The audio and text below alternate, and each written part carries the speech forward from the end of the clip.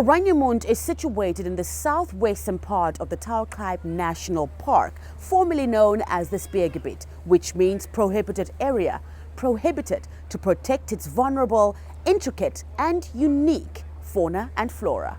The Taokai National Park's fauna and flora is so unique that it's been classified as one of the top 20 hotspots for biodiversity in the globe.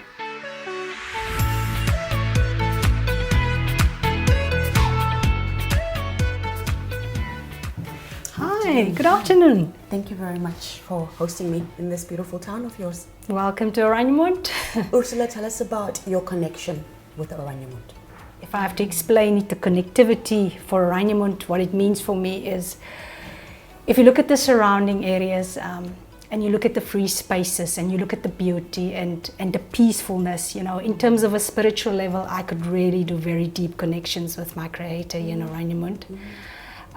My family, as I've said, that's a very deep connection. We continue to have these amazing, we built this pool of memories in Oranienmund. And then the workspace, in terms of the workspace, I work with colleagues that are very passionate, that are very knowledgeable, very skilled individuals, which makes this road or this ride in terms of the professional life all worth it. So that's also a very deep connection for me. And then in the community, man, Oranienmund grows on you. The people here, we really have truly unique people. And I'm sure if you speak to anyone, they'll tell you about the unique community that we're in. People have a very big love for each other and there's care. So yeah, those are sort of the four deep connections that I've got with Oranienmund. Ursula, tell us about what makes the Taokai National Park unique and special. The type of work that I do, it's such a privilege, because currently the diamond mining company in OMDis, the licenses are overlapping with the park areas. So I have the opportunity in my current capacity to go to very isolated places, very extremely sensitive, habitat sensitive places. And the first thing that you will see is if you go into the park, is this amazing biodiversity, the different life forms that you see. You see the plants, you see the animals, minute plants. You actually, in particular instances, you've got to look twice to actually see that it's there.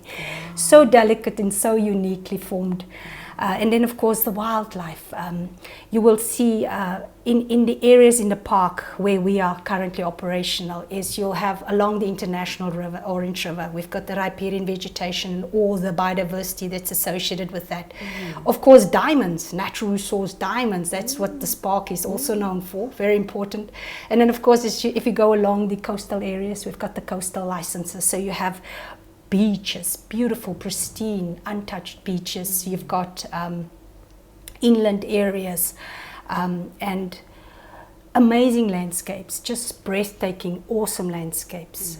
Some of those elements throughout the years, those harsh elements have shaped certain things in this park. You have things like the majestic Bougainville's arch, that is a rock arch that's been formed into a great masterpiece by these harsh elements to still stand test of time. So in addition to that, you become aware of the history in the park. There are many examples of the diamond mining history. There's actually represented in the park, you've got 3 eras represented. You've got the German mining era, and then you've got the consolidated diamond mining area, CDM, called CDM, and then of course you've got the Namdeb mining area. So in terms of the current, in Namdeb's case, the innovative type of mining, you will see the unique type of mining methodology that's been employed along the coastal areas and so forth. It's truly amazing how things, what you can see when you're in the park. And then when you move further or throughout the park, there's things like archaeological sites. So I've talked about a bit about the historical sites, the remnants of the history that you can see. There's also archaeology, shell-midden sites. You've got things like petroglyphs or rock drawings that's also evident in the park, telling us a bit about the history of people that have lived, for instance, in the area. And then mining, mining is not just taking out the diamonds and the value that comes with that. There's other types of value that's also added through the mining. For instance, fossil sites. Because of the mining that we've been doing in the park, we could unearth certain fossils that was currently, or even in the past, they've been studied in great detail, all formed part of adding value in terms of the scientific world. So there's specific areas, for instance, Aristrif and Rooilepel, where you will find these fossilized or the fossils in the earth, all because of the mining, of course. Yes. So getting into the ground and actually investigating and then unearthing them, like you've said. So these sites of special scientific interest, together with the amazing biodiversity that we talked about, is all very. It's things that makes this park very unique, extremely unique, and I think that whatever developments we're thinking of and whatever future plans are here for the park or people are thinking of, I think the one big thing that I think is so unique about the park is the incredible sensitivity and uniqueness that must be completely taken cognizance of, whatever we as Namibians do or think about going forth into the future. So it's truly a unique environment in the Oranjemund setup. If you think about plants and animals, if you just go outside of the town of Oranjemund, you have a small little plant that's called the Nama bonsai. It's a Nama bonsai. People know, of course, that because the town, you have the townlands. The town is situated in the townlands, but then surrounding the town area, you've got the national park, and people are well versed with this. We're not just going to go and remove plants, for instance, or harass animals and things like that. So surrounding us, we've got also very unique vegetation, unique plants. And then the animals. I mean, who doesn't love the gemsbok? The gemsbok is our signature animal, right? It's our iconic species. Yes, it was the first thing I saw when I came into town. And many times I think we as Oranjemunders, we forget what we have, all these precious things that we have. I mean, for us that has become so habituated and so used to these animals. What is always great for me is if I see gemsbok and horses grazing together. I mean, that is sometimes that really, it's mind-boggling. But so we are privileged because in so many aspects, if you're living in this town and you wake up, or even at night, and you look out on your lawn, just the lawn opposite of your house, the park, you can find springbok. If you're lucky, you can see a steenbok here and there. And then, of course, you've got the oryx surrounding the town in towards the different areas around the town. You'll find ostriches, for instance, as well. We have the very shy brown hyena also in this area, and we normally also, from a more environmental perspective, we ask that people must really be on the lookout, especially dawn and dusk, for these animals, extremely shy animals. But of course, what we've also found is collisions, vehicle collisions.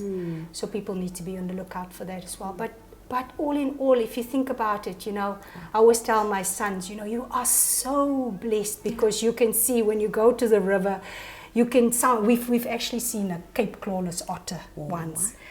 Sunfish. We have otters in Namibia. River. in the Orange River. Yes. Sunfish. We once also came across a sunfish. So the children, I think sometimes we are blessed in many ways. It's truly a unique town. I mean, where you find the animals and people living together in harmony. That is really what it is. Yeah. When you say that sometimes you find an oryx feasting on the grass along with another buck, it's just neighbors coming together, and that's truly the essence of the people in Oranjemund. The bomb Jesus shipwreck was discovered here in Oranjemund. Can you tell us a bit about the ship itself as well as the findings and what is amazing and special about this? It's a 500-year-old shipwreck. People call it a very significant find, and it was a trade vessel that came AD 1533. It was on its way from Lisbon to the western India. So because it's a trade vessel, it had commodities for trade and exchange on board. Navigational instrumentation was also on board. And then she sank off the coast of southern Namibia here. And very interesting offerings came from that. I mean, if you think about all the offerings, it was elephant tusks, it was, I mentioned, copper ingots, lead ingots. Any gold? Tableware, there were coins, various types of coins. They actually used the coins to date the particular vessel. Wow.